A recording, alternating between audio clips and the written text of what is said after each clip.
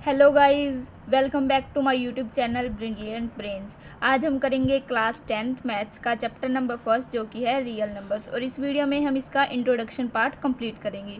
तो करते हैं हम स्टार्ट। तो फर्स्ट है इस चैप्टर का नेम जो कि रियल नंबर्स। तो रियल नंबर्स क्या होते हैं? The numbers which can represent on number line either they are positive, negative, rational, irrational numbers.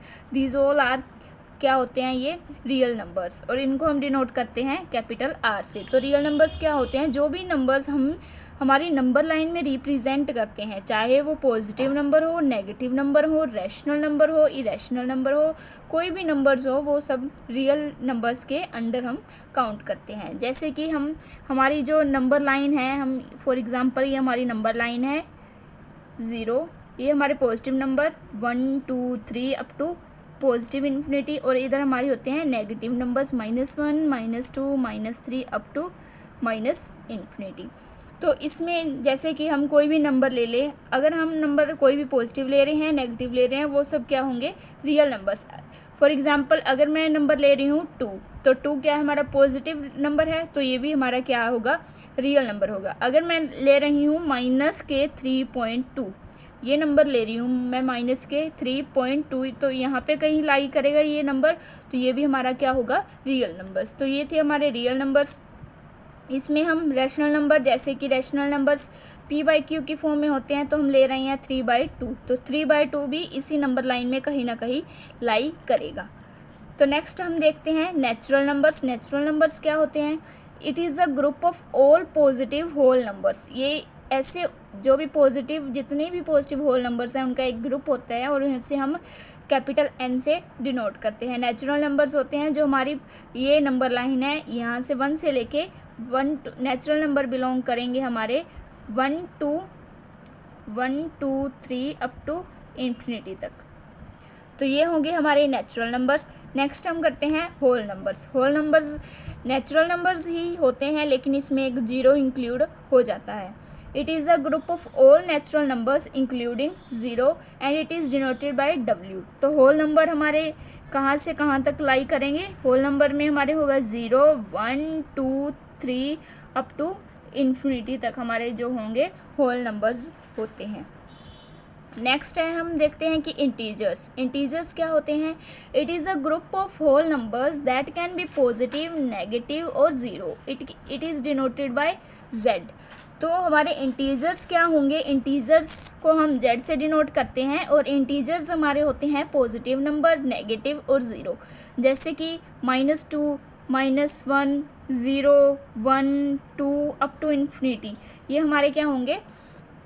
और इधर नेगेटिव इन्फिनिटी भी हो गया, तो ये हमारे सारे नंबर्स क्या होंगे? इंटीजर्स नंबर होंगे। जैसे कि -2 है, -3 है, ये क्या है? इंटीजर्स हैं।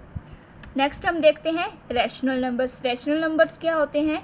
The numbers which can be denoted in the form of p/q, जिनको हम p/q की फॉर्म में रिप्रेजेंट कर पाएँ, और जहाँ पर p और q क्या होंगे? हमारे इंटीजर्स होंगे, और इसमें एक कंडीशन होती है कि q is not equal to 0 होना चाहिए। जो हमारे p/q में q की वैल्यू है वो 0 कभी नहीं होनी चाहिए। और these are terminating numbers and denoted by q। Rational numbers क्या होंगे? टर्मिनेटिंग नंबर्स वो नंबर्स होते हैं जो पूरा डिवाइड करने पर हमें पूरा रिजल्ट दें। जैसे कि 36 हो गया, ये हमारा एक टर्मिनेटिंग नंबर है, क्योंकि अगर हमें इसको डिवाइड करें 36/2 हो गया, अगर हमारे पास कोई भी p/q की फॉर्म में, अगर इसको हम पूरा डिवाइड करें तो हमारे पास एक एग्जैक्ट 18 रिजल्ट आएगा।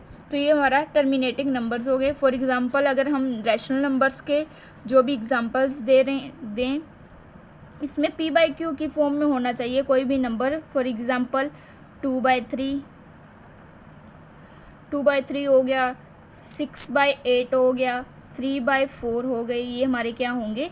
Rational numbers. इसमें हम अगर हमारे पास 4 नंबर है, तो हम 4 को भी रैशनल में ही काउंट करेंगे, क्योंकि अगर हम 4 के नीचे 1 लगा दें तो हमारा क्या बन जाएगा? एक रैशनल नंबर बन जाएगा। लेकिन अगर हमारे पास जो p/q की फॉर्म में है, इसमें जो q है वो कभी भी 0 के बराबर नहीं होना चाहिए, क्योंकि अगर किसी के भी डिनोमिनेटर में 0 आ जाता है तो वो टर्म क्या बन जाती है? इन्फिनिटी बन जाती है। तो नेक्स्ट हम देखते हैं, इसमें आगे हमारे पास जो आगे इसके थोड़ा सा पार्ट रह गया इंट्रोडक्शन में। इसमें आगे इरेशनल नंबर्स। तो इरेशनल नंबर्स क्या होते हैं, ये अपोजिट होते हैं रैशनल नंबर्स के। It is a real number that can't be expressed as the ratio of two integer. और ये दो इंटीजर्स जैसे हम ले रहे थे हमारे रैशनल नंबर्स में, उसमें क्या होगा, p बाई क्यू की फॉर्म में होंगे, और इसमें हम p बाई क्यू की फॉर्म में उनको रिप्रेजेंट नहीं कर सकते। These are represented by p में, p की वजह सहायता से हम इसे डिनोट करते हैं p की फॉर्म में। और these are non terminating numbers. Non terminating कौन से होंगे, जिनको अगर हम डिवाइड करें तो वो एक्सपेंड आगे आगे होते जाएं। और इसमें इरेशनल नंबर में हम एग्जांपल ले सकते हैं कि पाई हमारे पास एक इरेशनल नंबर है जिसकी वैल्यू होती है 3.14 अप टू, ये आगे आगे चलती जाती है अगर हम इसकी वैल्यू को काउंट करें। वैसे तो हम पाई की वैल्यू 22/7 भी लेते हैं, लेकिन अगर हम इसको डिवाइड करें तो हमें नॉन टर्मिनेटिंग रिजल्ट मिलता है। और इसमें इरेशनल नंबर में और भी हम जैसे इंक्लूड कर सकते हैं कोई भी रूट वाली टर्म हो जिनका रूट हम फाइंड आउट नहीं कर सके, जैसे √2 हो गया, √3 हो गया, √5 हो गया, ये सब क्या है, हमारे इरेशनल नंबर्स हैं। नेक्स्ट हम देखते हैं इसमें, इस चैप्टर में हमें यूज़ होगा प्राइम फैक्टर्स। प्राइम फैक्टर्स क्या होते हैं, प्राइम फैक्टर हो गए फैक्टर मतलब उनको ब्रेक करना, टुकड़े बनाना। तो प्राइम नंबर्स के जो फैक्टर हम करेंगे, किसी भी नंबर को हम प्राइम फैक्टर के रूप में तोड़ेंगे तो वो क्या होगा, prime factorization. Factorization of a number in its prime numbers की फॉर्म में अगर हम उसे फैक्टराइज कर देते हैं तो हमारे पास क्या मिल के आएगा, प्राइम फैक्टर। और हमें पता है कि प्राइम नंबर्स कौन से होते हैं, जिनके सिर्फ 2 ही फैक्टर हों। फॉर एग्जांपल 2 एक प्राइम नंबर है जिसके फैक्टर है 2 है, वो अपने आप पे ही डिवाइड होता है। इसके फैक्टर क्या होंगे, एक तो 2 होगा और एक 1 होगा। तो ऐसे जो भी नंबर्स जो सिर्फ अपने आप पे ही डिवाइड हों वो नंबर्स क्या होते हैं, प्राइम नंबर्स होते हैं।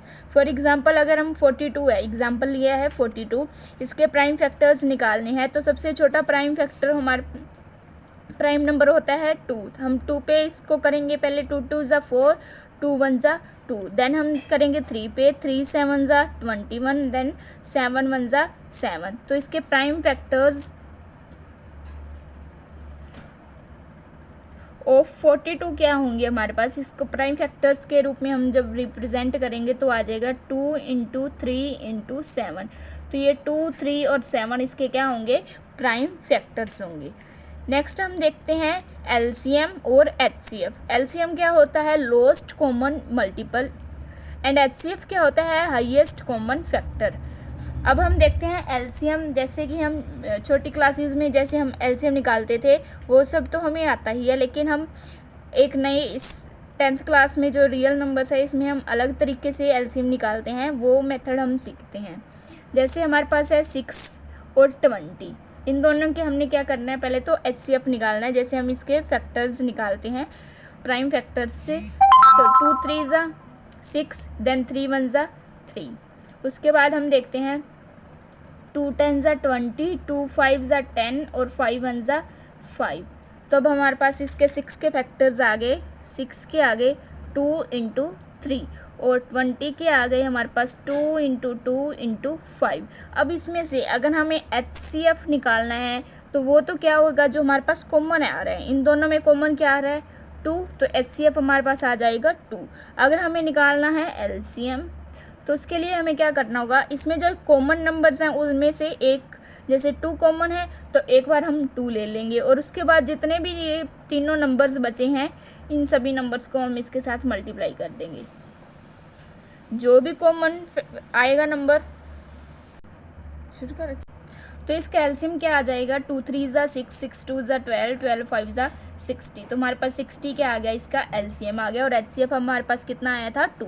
अब हम ये मेथड सीख गए हैं कि अगर हमें कोई भी 2 नंबर्स हैं उनका एलसीएम और एचसीएफ निकालना है तो हम कैसे निकालेंगे, दोनों के प्राइम फैक्टर्स निकाल लेंगे, और उसमें एचसीएफ तो आ जाएगा, जो भी हमारे पास कॉमन रहेगा उसका फैक्टर वो हमारे पास एचसीएफ आ जाएगा, और एलसीएम हमारे पास आ जाएगा, उन कॉमन फैक्टर का एक फैक्टर ले लिया और जो बाकी बचे उनको सभी को उसमें मल्टीप्लाई करके हमारे पास एलसीएम आ जाएगा। अब हम इस चैप्टर में एलसीएम और एचसीएफ का यूज़ हम कैसे करते हैं, तो इसका यूज़ एलसीएम और एचसीएफ का रियल नंबर्स में हम कैसे करेंगे, इसमें हमें एक थ्योरम के रूप में ही मान लो एक फॉर्मूला दिया हुआ है कि हम एलसीएम और एचसीएफ का यूज़ कैसे इसका वेरीफाई करते हैं।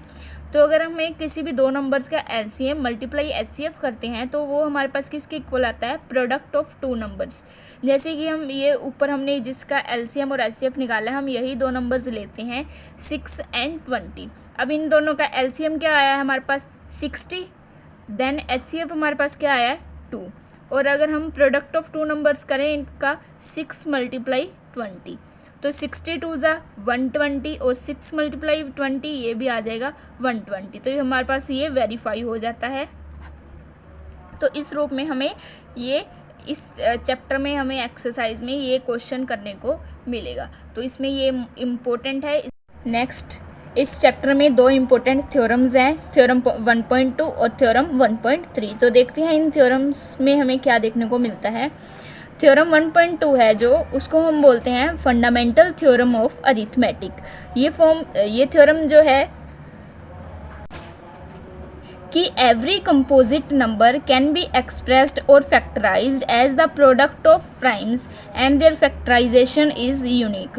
तो ये थ्योरम क्या स्टेट करती है कि कोई भी कंपोजिट नंबर होता है अगर हमारे पास, और उसको हम फैक्टराइज करते हैं और एक्सप्रेस करते हैं किन के रूप में, जो प्रोडक्ट ऑफ प्राइम्स के, प्राइम नंबर्स के प्रोडक्ट में हम उसे एक्सप्रेस करते हैं। फॉर एग्जांपल अगर हम कोई भी नंबर ले लेते हैं, जैसे कि हमने 30 लिया, अब इसके हम अगर फैक्टर्स निकालें 30, तो इसके आ जाएगा 2 15 3 5 ज़ा 5 1 ज़ा।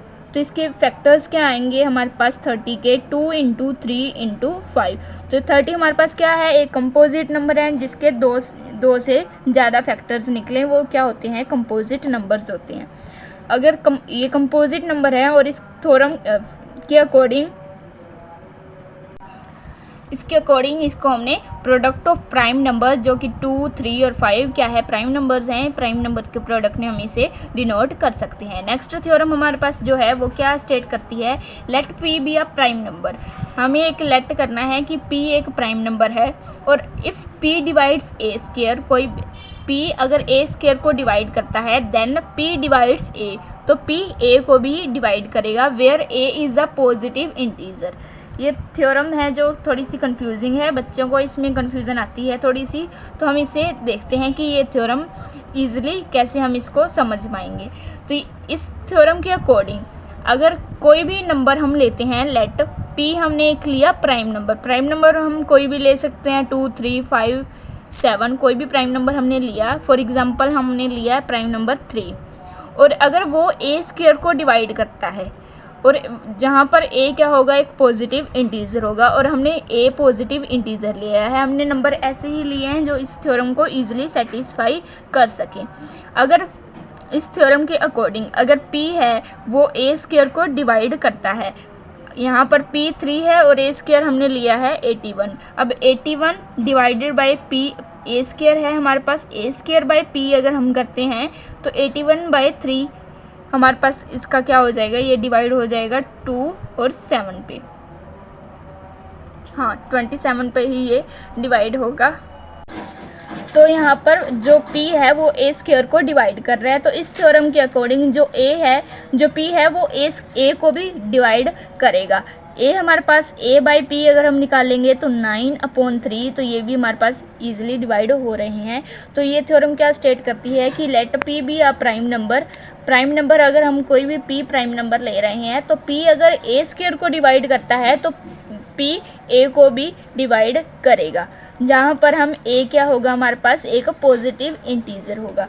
तो ये थी गाइस चैप्टर की इंट्रोडक्शन वीडियो। आई होप कि आपको ये सभी कंसेप्ट्स इजीली समझ में आ गए होंगे, और इसकी नेक्स्ट वीडियो में हम इसकी एक्सरसाइज 1.1 करेंगे। उस एक्सरसाइज करने से पहले आप इस वीडियो को ज़रूर देखें और अपने जो भी इस चैप्टर के जो इम्पोर्टेंट कंसेप्ट्स हैं उनको क्लियर करें, और नेक्स्ट फिर ही हम आगे इस पूरी एक्सरसाइज, जो भी इसमें 2 एक्सरसाइज हैं न्यू सिलेबस पे बेस्ड है, जो उसमें दोनों एक्सरसाइज की जितनी भी इम्पोर्टेंट इंट्रोडक्शन का पार्ट था वो मैंने इस वीडियो में करवा दिया है। तो आप प्लीज़ पहले इस वीडियो को देखें और नेक्स्ट हम फिर इसकी एक्सरसाइज स्टार्ट करेंगी। तो thank you guys for watching my video. Please like, share and subscribe my YouTube channel brilliant brains.